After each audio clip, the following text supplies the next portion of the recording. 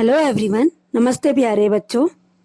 आज हम जानेंगे व्यापार खाता में किन किन मदों को शामिल किया जाता है।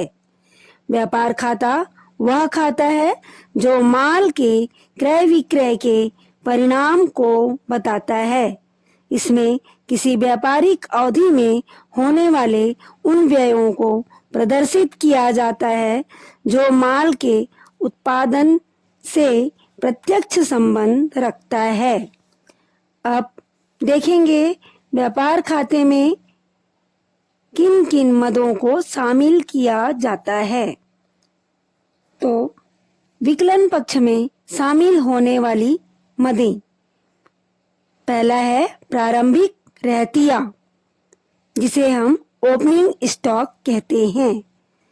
गत वर्ष का अंतिम स्कंद ही अगले वर्ष के लिए प्रारंभिक स्कंद होता है। प्रारंभिक स्कंद में माल ही शामिल वह मात्रा होती है जिसका विक्रय गत वर्ष में नहीं हो पाता, अर्थात प्रारंभिक स्कंद में उस माल को शामिल किया जाता है जिसका गत वर्ष में विक्रय नहीं हो पाया। चल वर्ष या नए वर्ष में गत वर्ष के बचे इस स्कंद को प्रारंभिक स्कंद के रूप में प्रदर्शित किया जाता है। दूसरा है शुद्ध क्रय।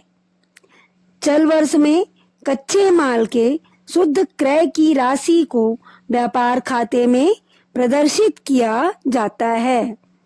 यदि क्रय किए गए माल में से कुछ मात्रा क्रय के पश्चात वापस किया गया हो तो इसे कुल क्रय की राशि में घटा दिया जाता है।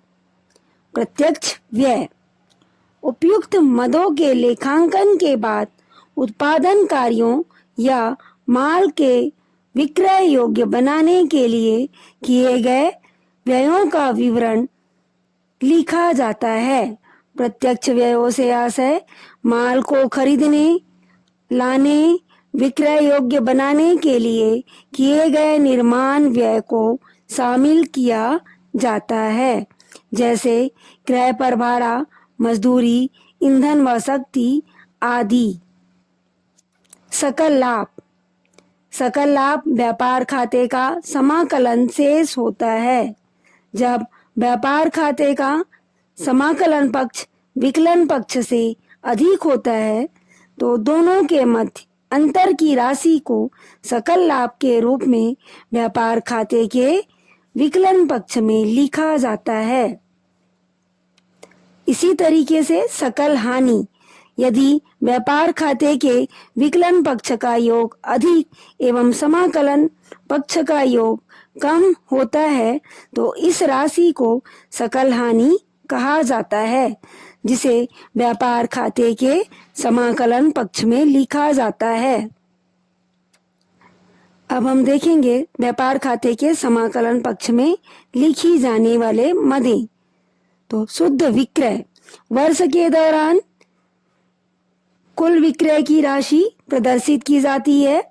यदि विक्रय में से कुछ राशि वापस आ जाता है तो इसे कुल विक्रय में से घटाकर हम शुद्ध विक्रय की राशि को व्यापार खाते के समाकलन पक्ष में लिखते हैं। दूसरा अंतिम रहतिया। व्यापार खाते के समाकलन पक्ष में